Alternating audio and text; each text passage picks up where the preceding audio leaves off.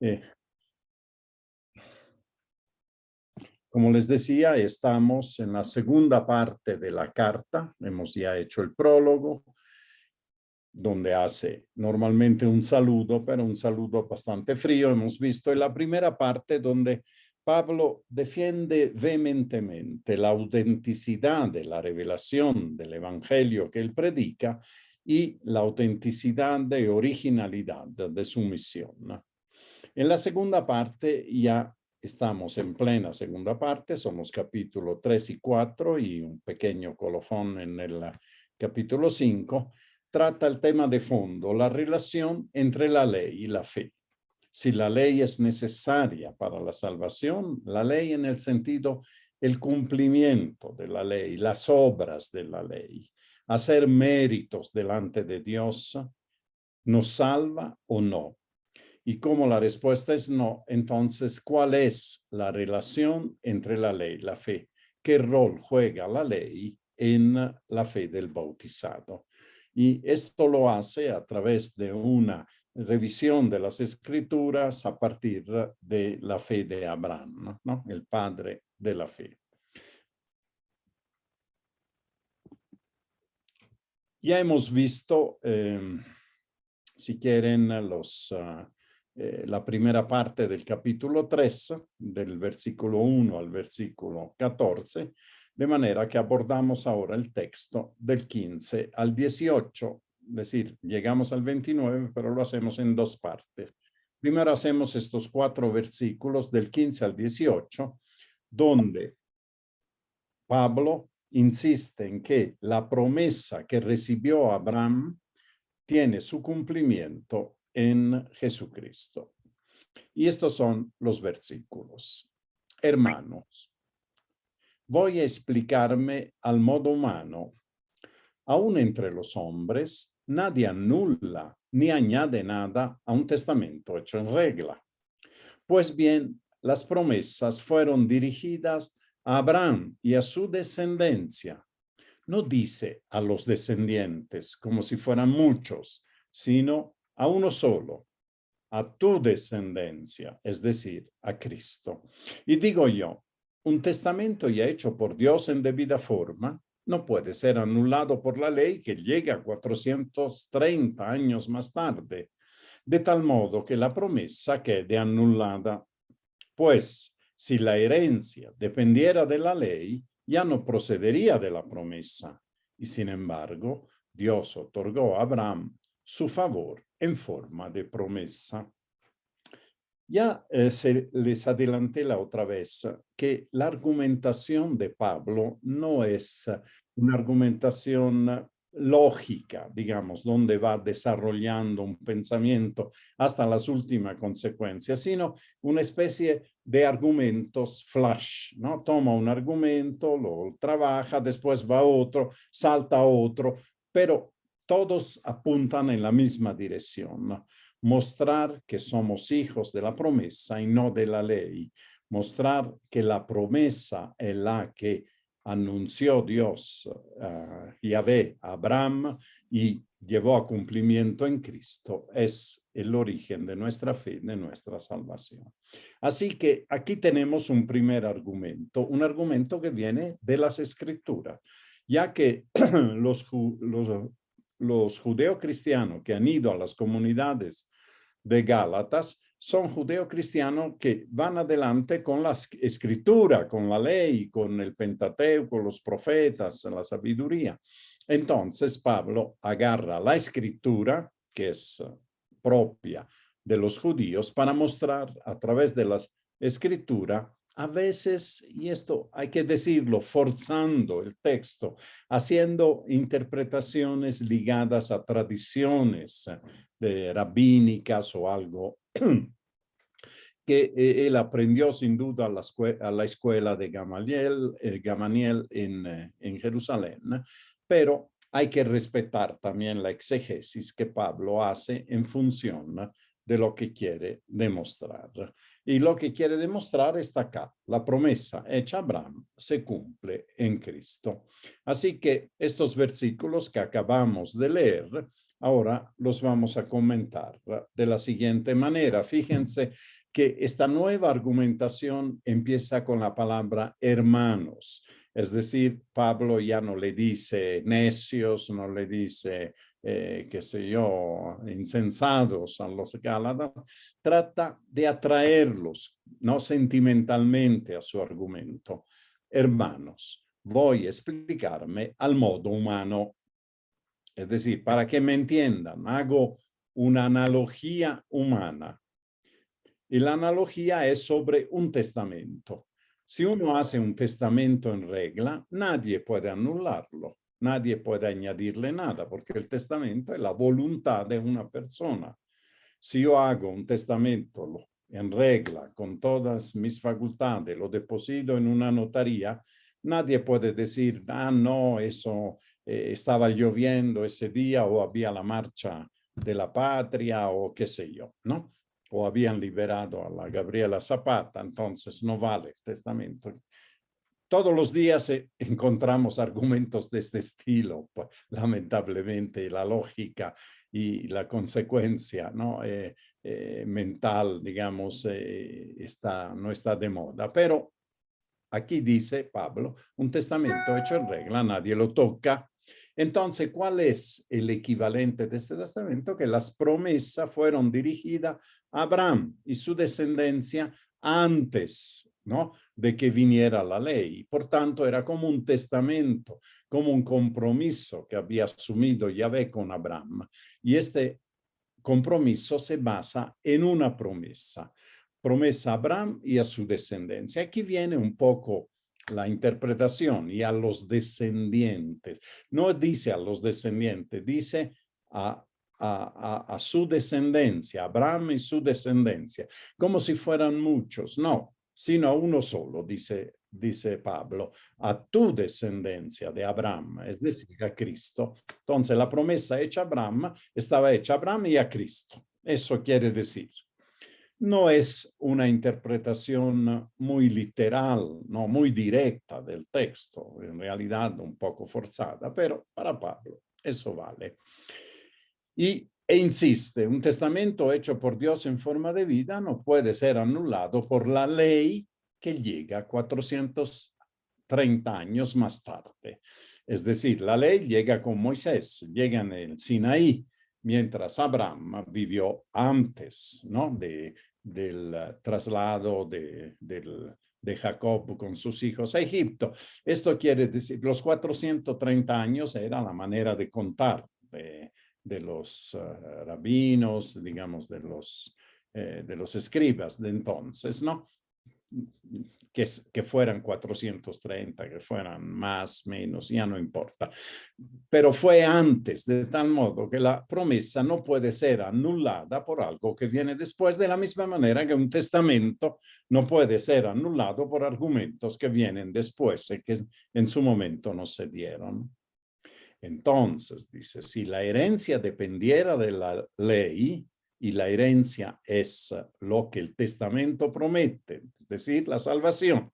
Si la herencia dependiera de la ley, ya no procedería de la promesa. Entonces la promesa ya no serviría. Pero sin embargo, Dios otorgó a Abraham su favor en forma de promesa. Aquí hay un poco una controversia que pone Pablo entre la promesa y la ley. La ley viene después, no puede cambiar la promesa. Lo que vale en el fondo es la promesa. La ley especificará después, era en ese tiempo intermedio entre Abraham y Cristo. Y aquí hay alguna explicación más, ¿no? Esto de que es anterior a la ley, ¿no? Tiene fuerza de testamento. La interpretación es para Abraham y su descendencia una sola en Cristo Jesús. Y sería bien leer Génesis 17, 1, 10 para ver de qué se trata esta promesa. Cuando Abraham tenía 99 años, se le apareció Yahvé y le dijo: yo soy el Shaddai, anda en mi presencia y sé perfecto. Yo establezco mi alianza entre nosotros dos y te multiplicaré sobremanera. Cayó Abraham rostro en tierra, y Dios le habló así: por mi parte, he aquí mi alianza contigo. Serás padre de una muchedumbre de pueblos. Esta es la primera promesa. Padre de una muchedumbre de pueblos. No te llamarán más Abraham, sino que tu nombre será Abraham, pues padre de muchedumbres de pueblos te he constituido. Entonces, el cambio de nombre es también el signo de una vocación muy especial, muy singular, ¿no?, que Dios da. Te haré fecundo sobremanera, te convertiré en pueblos y reyes saldrán de ti. La descendencia, ¿sí? Y estableceré mi alianza entre nosotros dos y con tu descendencia, esto es el término que se agarra Pablo, ¿no? Después de ti, de generación en generación. Una alianza eterna de ser yo el Dios tuyo y el de tu posteridad. Yo te daré a ti, a tu posteridad, la tierra en que andas como peregrino, todo el país de Canaán en posesión tuya. Yo seré el Dios de los tuyos. Otra promesa, les dará la tierra. Entonces, la descendencia, ser padre de pueblos, ¿sí? Y también la tierra. Dijo Dios a Abraham: guarda pues mi alianza, tú y tu posteridad de generación en generación. Esta es mi alianza que habéis de guardar entre yo y vosotros, también tu posteridad. Todos vuestros varones serán circuncidados.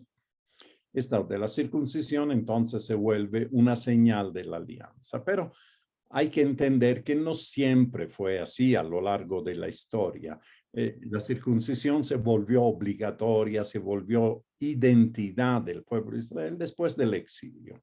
Hay que decirlo con claridad. Ahí sí se volvió única, porque antiguamente, quién sabe, al tiempo de Abraham, era una costumbre extendida en todos los pueblos del Medio Oriente, que era parte de los ritos prematrimoniales o algo así. Pero pasado muchos siglos se volvió un signo identificatorio, llamamos así, del pueblo de Israel. Afirma en el versículo 17, no puede ser anulado por la ley que llega 400 años después. Es decir, es una promesa hecha a todas las gentes y que ya hemos visto en los versículos anteriores, y por ser anterior a la ley no puede ser anulado por la alianza del Sinaí. La alianza del Sinaí no afecta la promesa. La promesa está encima porque fue antes y nadie la puede anular, porque fue una promesa hecha en toda regla, digamos, por Yahvé Abraham, ¿no? Es una obligación, digamos. En suma, lo que quiere decir, tratando de respaldarse en la escritura, Pablo quiere decir que la promesa es madre de la fe. La alianza del Sinaí es madre de la ley. Esa es la gran diferencia entre los dos, ¿verdad? Estos son entonces estos 4 versículos. Vamos ahora a la parte final del capítulo, que son los versículos del 19 al 29. Y este texto ya tiene su coherencia interna, habla de la libertad de la fe ante la esclavitud de la ley. Lo que se contrapone ahora es una virtud de la fe, que es darnos libertad, mientras la ley nos hace esclavos. Y vamos a ver qué dice. Entonces, ¿para qué la ley? Fue añadida en razón de las transgresiones hasta que llegase la descendencia a quien iba destinada la promesa. Ley que fue promulgada por los ángeles y con la intervención de un mediador. Medio oscuro este. Ahora bien, cuando hay uno solo, no hay mediador y Dios es uno solo. Bueno, según eso, ¿la ley se opone a las promesas de Dios? De ningún modo. Si de hecho se nos hubiera otorgado una ley capaz de vivificar, en ese caso la justicia vendría realmente de la ley. Pero, de hecho, La Escritura encerró todo bajo el pecado a fin de que la promesa fuera otorgada a los creyentes mediante la fe en Jesucristo. Y así, antes de que llegara la fe, estábamos encerrados bajo la vigilancia de la ley, en espera de la fe que debía manifestarse. De manera que la ley ha sido nuestro pedagogo hasta Cristo, para ser justificados por la fe. Mas, una vez llegada la fe, ya no estamos bajo el pedagogo, pues todos sois hijos de Dios por la fe en Cristo Jesús. En efecto, todos los bautizados en Cristo os habéis revestido de Cristo. Ya no hay judío, ni griego, ni esclavo, ni libre, ni hombre, ni mujer, ya que todos vosotros sois uno en Cristo Jesús. Y si sois de Cristo, ya sois descendencia de Abraham, heredero según la promesa. Como ven, esto es un texto bastante más coherente, aunque tiene algunas partes oscuras que ahora vamos a comentar. La pregunta fundamental es: ¿para qué la ley? Si la promesa era suficiente para obtener la salvación una vez que la descendencia de Abraham viniera a darnos la salvación, bueno, ¿para qué la ley? Y la respuesta de San Pablo es esto: fue añadida en razón de las transgresiones, podríamos decir, de los pecados, ¿no? Hasta que llegase la descendencia, es decir, tuvo una función en el tiempo entre la promesa y la venida de Cristo. ¿O a quién iba destinada la promesa? A Cristo. Ley que fue promulgada por los ángeles y con intervención de un mediador. Eso no lo entendemos. Yo no lo entiendo, por lo menos. ¿Qué tiene que ver los ángeles con la ley? Si la ley fue entregada por Yahvé a Moisés en el Sinaí. Y otra frase oscura: ahora bien, cuando hay uno solo, no hay mediador y Dios es uno solo. ¿Cuál es el razonamiento de Pablo? Vamos a tratar de entender, de descifrar un poco más estos versículos, un poco oscuros. Bueno, hay una tradición judía, esta es la explicación que normalmente se da. Según los judíos, la ley existía antes de la creación del mundo, la ley, y tenía la finalidad de defender del pecado y guiar a los hombres en el camino de la justicia. De hecho, los salmos nos muestran esta faceta positiva de la ley. La ley sirve para vivir plenamente, para tener como una brújula en el camino de la vida. Esa es la ley. Y esta ley que fue dada a los hombres por Moisés, según una tradición judía, existía antes de la creación del mundo y estaba relacionada por una acción de los ángeles. ¿Sí? El sentido entonces de la respuesta de Pablo a la pregunta del versículo 19, ¿para qué la ley? Va en ese sentido. Primero, que la ley es una añadidura a la promesa original.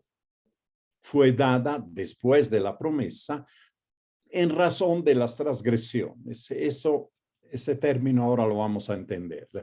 Está limitada temporalmente entre Abraham y Cristo. A esa era su función principal.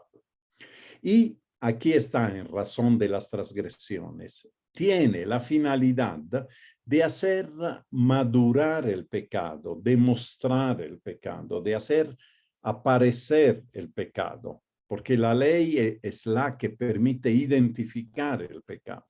Lo que está prohibido por la ley es justamente cuando se viola la ley el pecado, es la experiencia de los pecados. Este término transgresiones se refiere al pecado y a la experiencia del pecado.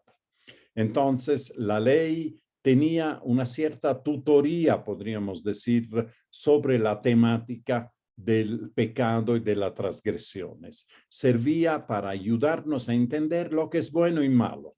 Era una guía para entender lo que es bueno y lo que es malo. Hacer el bien y no hacer el mal. pero obviamente eso no nos salva. Y este es el punto que añade. La ley, dice Pablo, no es una directa revelación de Dios, sino es un acuerdo, un testamento entre mediadores. Es decir, no intervino, a diferencia de la promesa, no intervino Dios directamente en dar la ley. Esto es un poco raro, ¿verdad? Porque en el monte Sinaí Dios le dio directamente a Moisés.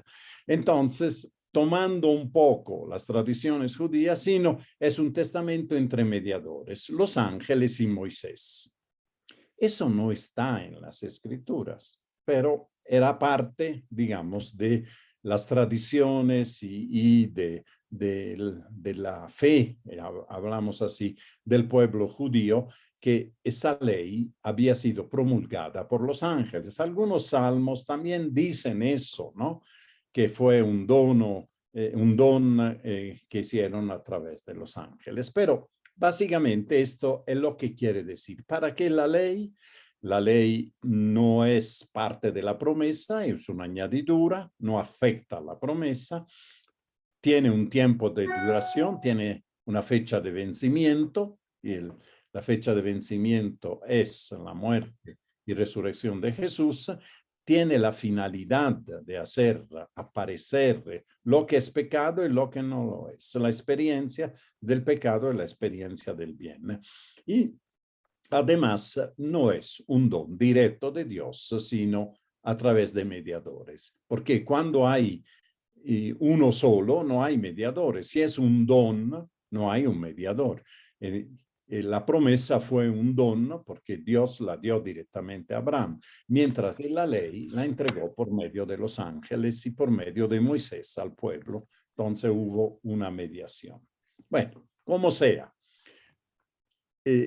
lo que quiere decir Pablo en el fondo es que la ley no se iguala a la promesa, porque la ley no trae la salvación a un mundo sometido por el pecado. A lo sumo, la ley es una brújula para moverse en este mundo pecador. Pero aquí surge un problema. Parece que se le ha ido la mano a Pablo al hablar de la ley. Entonces, añade eso. Otra pregunta. Según eso, la ley se opone a las promesas de Dios. Parecería que la ley no sirve para nada. No solo no sirve para la salvación, sino que es contraria a las promesas de Dios. Esta objeción que siente Pablo en el aire la responde de la siguiente manera. Según eso, ¿la ley se opone a las promesas de Dios? De ningún modo. Si de hecho se nos hubiera otorgado una ley capaz de vivificar, en ese caso la justicia vendría realmente de la ley. Es decir, si tuviera la capacidad de la ley de salvarnos, de vivificarnos, entonces la justicia seríamos salvados por la ley. Pero de hecho, la escritura encerró todo bajo el pecado, a fin de que la promesa fuera otorgada a los creyentes mediante la fe en Jesucristo. Y así, antes de que llegara la fe, estábamos encerrados bajo la vigilancia de la ley, en espera de la fe que debía manifestarse. De manera que la ley ha sido nuestro pedagogo. Esta es la respuesta. ¿La ley se opone a la promesa de Dios? No, de ninguna manera. La ley tenía un papel, un rol entre la promesa y la fe en Jesucristo. Fue como un tutor. Un pedagogo es un tutor, es alguien que guía a personas que son menores de edad, ¿sí? Y que, por tanto, no pueden tomar decisiones por su cuenta. De manera que la ley ha sido nuestro pedagogo hasta Cristo. Ahí es su fecha de vencimiento para ser justificado por la fe. Esto que le decía es que Pablo se da cuenta que su argumentación le está dando duro, ¿no?, al rol de la ley y parecería que la ley es casi una obra del maligno. Por eso la nueva pregunta. Y la respuesta a esta pregunta, si la ley se opone ahora. Antes la pregunta era si la ley sirve para salvarnos. No. Pero ¿se opone entonces a la salvación? La respuesta es no. Y eso no porque la ley tiene que ver con la promesa, se complementa o compite con la promesa, es una alternativa, qué sé yo, a la promesa, sino porque nada tiene que ver con aquella. No interfiere ni compite. Pertenecen a dos momentos diferentes de la historia de la salvación. Vino la promesa, hasta que se cumpliera la promesa en Jesucristo, estuvimos bajo el dominio del pecado y la ley era la única brújula que nos enseñaba a distinguir lo que es bueno, lo que es malo y a seguir la voluntad de Dios. Tampoco la ley es consecuencia de la promesa, porque en ese caso sería capaz de salvar. Eso es lo que dice en el versículo 21, ¿verdad? Por tanto, la ley, ¿qué función tuvo? La función de que cada uno de nosotros reconociéramos que somos pecadores, necesitados de salvación, ya que la ley no nos podía salvar, a fin de que la fe en Jesucristo liberara de la esclavitud del pecado a todos los que pusieran su fe en Cristo, sin excepciones ni jerarquía. Todos estábamos encerrados bajo la vigilancia de la ley. La ley es como un guardia, ¿no? En una prisión que hace que la gente no salga, no escape de la prisión, tiene que estar allá. Tal vez porque afuera es peor, hay leones o hay bandidos o hay peligros, ¿no? Pero ahí está. De manera que esta palabra ahora entra, que después ver en juego, y veremos que insiste Pablo, en la metáfora del pedagogo. La metáfora del pedagogo, del tutor, el tutor de los niños, y un niño hereda una fortuna porque sus padres han muerto en un accidente. El único que ha quedado, el único heredero, tiene 5 años, evidentemente él no puede administrar los bienes que ha heredado, necesita un tutor o un pedagogo. Este tiene que asumir los intereses de los niños y los niños están ahí, digamos que no tienen ningún papel, no juegan ningún rol en la administración de los bienes, ¿sí? De la misma manera, entonces, la ley no tenía más posibilidad que guiar a estos niños, es decir, los que eran potencialmente receptores de la promesa, pero no podían hacerlo hasta la venida de Cristo, para que les ayudara a llevar adelante su herencia de la mejor manera. ¿Sí? Entonces la ley, como un pedagogo, ha guiado a los hombres hasta la venida de Cristo, que nos ha salvado, rescatado, liberado, pero mediante la fe. Son los mismos argumentos, como se dan cuenta, visto cada vez de otro ángulo. Y los últimos 5 versículos. Ahora hace una especie de resumen, si quiere, ¿no? De todo lo que ha dicho. Mas una vez llegada la fe, ya no estamos bajo el pedagogo, ya somos adultos, ya somos mayores, pues todos sois hijos de Dios por la fe en Cristo Jesús. La fe en Cristo Jesús nos ha hecho hijos, nos ha vuelto hijos de Dios. En efecto, dice, todos los bautizados en Cristo os habéis revestido de Cristo, y ya no hay judío ni griego, ni esclavo ni libre, ni hombre ni mujer, ya que todos vosotros sois uno en Cristo Jesús. Esto es un versículo muy citado, ¿verdad? Y si sois de Cristo, ya sois descendencia de Abraham, heredero según la promesa. Ya antes había afirmado Pablo que los verdaderos hijos de Abraham son los que han heredado la promesa de Abraham. Por tanto, la conclusión que hace Pablo es que el pedagogo, el tutor, tiene una función clara, pero limitada en el tiempo. Esto no está en discusión, ¿no? Con la llegada de la fe en cumplimiento de la promesa, ya terminó esa función que tenía la ley. Todos ahora somos hijos de Dios en Cristo. No solo eso, que la ley hacía diferencia, porque los que tenían la herencia, eran custodios de la herencia de la promesa de Abraham, era el pueblo judío. Pero incluso esta función del pueblo judío ha terminado. Ya el pueblo judío es un pueblo más, aunque siempre objeto de la promesa de Yahvé, pero es un pueblo que está ya ampliado, si quieren, a todos los pueblos, y esta es la iglesia. La iglesia, el pueblo judío, la continuidad del pueblo judío que se abre a toda la humanidad. De manera que ahora todos somos hijos de Dios en Cristo. Ya no hay diferencia. A recibir el bautismo, todos los creyentes se han revestido de Cristo. ¿Qué significa revestirse de Cristo? Sí, es como ponerse Cristo, ¿no?, encima de nosotros como una vestimenta, una ropa. Es Cristo que vive en ellos, vive en los creyentes, en los bautizados. Y lo más importante de esta afirmación es que esa diferencia de raza que había al tiempo de la ley ya no hay, tampoco de condición social, tampoco de género. La unidad de la humanidad radica en la persona de Cristo Jesús. Fíjense que este versículo 28, si lo leemos en perspectiva de los movimientos feministas reivindicativos de hoy, ¿no?, ya sea sociales, ya sea de género, ya sea de oportunidades, ¿verdad?, ya sea de raza. Ya no hay judío ni griego, ni esclavo ni libre, ni hombre ni mujer, ya que todos vosotros sois uno en Cristo Jesús. Esta es una afirmación revolucionaria si la leemos en el contexto de hace 2000 años.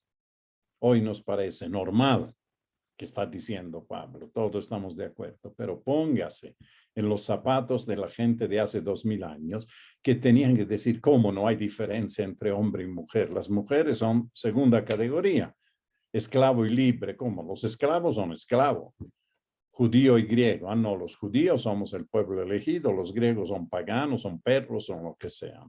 No, en Cristo Jesús todos son una unidad. Y termina que es la humanidad entera, no el pueblo de la promesa. El pueblo de la promesa fue custodio de la promesa y la ley le ayudó a custodiar esa promesa, pero es la humanidad entera quien ha heredado la promesa hecha a Abraham en la medida en que se ha unido a Cristo en la fe. Esta es, si sois de Cristo, sois también descendencia de Abraham, heredero según la promesa, sin necesidad de ser judío, sin necesidad de haber vivido bajo la ley. Y de hecho la ley ya no es necesaria para la salvación. Veremos que será necesaria para algo. Es necesaria para evitar, ¿no?, ciertos pecados, como una disciplina que uno hace, un entrenamiento. Tal vez ir al gimnasio no es necesario. El que no va al gimnasio no es que se muere, pero si va al gimnasio, de alguna manera, tiene su cuerpo mejor preparado, ¿verdad? Bueno, esto es entonces la conclusión de este capítulo que ahora vamos a releer seguido del 15 al 29 para poder consolidar algunas de las explicaciones que hemos recibido. Hermanos, voy a explicarme al modo humano. Aún entre los hombres nadie anula ni añade nada a un testamento hecho en regla. Pues bien, las promesas fueron dirigidas a Abraham y a su descendencia. No dice a los descendientes como si fueran muchos, sino a uno solo, a tu descendencia, es decir, a Cristo. Y digo yo, un testamento ya hecho por Dios en debida forma no puede ser anulado por la ley que llega 430 años más tarde, de tal modo que la promesa quede anulada. Pues, si la herencia dependiera de la ley, ya no procedería de la promesa. Y sin embargo, Dios otorgó a Abraham su favor en forma de promesa. Entonces, para que la ley fue añadida en razón de las transgresiones hasta que llegase la descendencia a quien iba destinada la promesa, ley que fue promulgada por los ángeles y con la intervención de un mediador. Ahora bien, cuando hay uno solo, no hay mediador y Dios es uno solo. Según eso, ¿la ley se opone a las promesas de Dios? De ningún modo. Si de hecho se nos hubiera otorgado una ley capaz de vivificar, en ese caso la justicia vendría realmente de la ley. Pero de hecho la Escritura encerró todo bajo el pecado a fin de que la promesa fuera otorgada a los creyentes mediante la fe en Jesucristo. Y así, antes de que llegara la fe, estábamos encerrados bajo la vigilancia de la ley en espera de la fe que debía manifestarse. De manera que la ley ha sido nuestro pedagogo hasta Cristo para ser justificados por la fe. Mas, una vez llegada la fe, ya no estamos bajo el pedagogo, pues todos sois hijos de Dios por la fe en Cristo Jesús. En efecto, todos los bautizados en Cristo os habéis revestidos de Cristo. Ya no hay judío ni griego, ni esclavo ni libre, ni hombre ni mujer, ya que todos vosotros sois uno en Cristo Jesús. Y si sois de Cristo, ya sois descendencia de Abraham, herederos según la promesa. Son, como ven, los mismos argumentos, son los mismos objetivos que tiene Pablo en escribir, pero con diferente argumentación, ¿no? Con diferentes motivos, ¿no? Un resumen apretado de todo el capítulo 3, entonces nos muestra Pablo en el capítulo 3 que apela a la escritura que era la bandera, digamos, de los judaizantes, para demostrar su argumento príncipe. ¿Cuál es el argumento príncipe? La fe y no la observancia de la ley, como pretenden los predicadores en Galacia, es la que otorga la salvación. Es la fe y no la observancia de la ley con todas sus consecuencias. Por ejemplo, la circuncisión. Lo que predicaban en el fondo los judaizantes para ir a cosas concretas que los cristianos de Galacia no eran plenamente cristianos si no se hacían circuncidar. Eso Pablo no lo puede aceptar porque es la fe y no la observancia de la ley la que otorga salvación. Y los argumentos que esgrime Pablo en el capítulo 3 son, por ser anterior a la ley, la promesa, la fe, por ser universal gracias a Abraham, por ser el fruto acabado de la promesa. El cumplimiento de la promesa es la fe. Y esta promesa y la fe que implicaba es anterior a la ley y es universal, no era solo para el pueblo judío como la ley de Moisés, sino para todos los hombres. Hemos visto el anterior lunes que en medio de estas argumentaciones, Pablo también hace fundamentales afirmaciones teológicas de cómo Cristo nos ha salvado, haciéndose maldición, mostrando la cara de la ley que puede llegar a matar solo por observar la ley, ¿verdad? Tenemos una ley y la ley dice que si uno se declara hijo de Dios, tiene que morir. Así es, hay que aplicar la ley. La ley puede matar, no puede salvar. Y las implicaciones, hemos visto que este camino de salvación tiene para nuestras vidas. Esto es un resumen. Antes de ir a una aplicación, tengo una tarea. La tarea es resumir en un par de sentencias lo que hemos estado machucando, ¿no? En realidad no nosotros, no yo, sino San Pablo, acerca de la ley. La pregunta es, ¿la ley finalmente es buena o es mala? ¿Cómo contestarían ustedes? ¿Sirve para algo? ¿Sirve para otorgar la justificación? Son las preguntas que hace Pablo. ¿Sirve para tener méritos ante Dios, para reclamarle a Dios? Pero si yo he hecho tantas cosas para ti, ¿se acuerdan el hijo mayor del padre bueno en la parábola del hijo pródigo, no? Yo he estado siempre contigo y no me has dado nada para poder, ni un cabrito para festejar con mis amigos. Eso tratar de tener méritos ante Dios. Y una tarea más.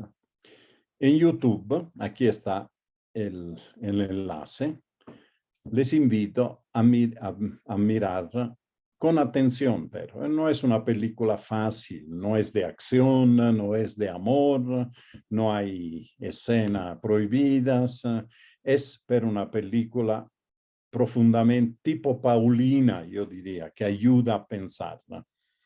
Se llama Hannah Arendt. Hannah Arendt es una filósofa alemana, judía, que escapó a tiempo de Alemania, se refugió primero en Francia, después en Estados Unidos y tuvo una destacada carrera académica. Y Hannah Arendt tuvo su momento de mayor gloria, pero también de mayor crítica, cuando fue a Jerusalén o a Tel Aviv, creo, a cubrir el juicio que Israel le hizo a Adolf Eichmann. No sé si se acuerdan del juicio de Eichmann. Eichmann era un oficial de las SS alemanas que se había refugiado, y hay que decirlo, con la ayuda del Vaticano, era un buen católico, y en Argentina. Estaba oculto en algún lugar remoto de la Argentina, no vivía en Buenos Aires, vivía en el campo, pero de alguna manera lo ubicaron. Al ubicarlo, lo secuestraron, fue un secuestro en toda regla, y se lo llevaron a Israel. Y allá le hicieron un juicio que terminó con la condena y con su ahorcamiento.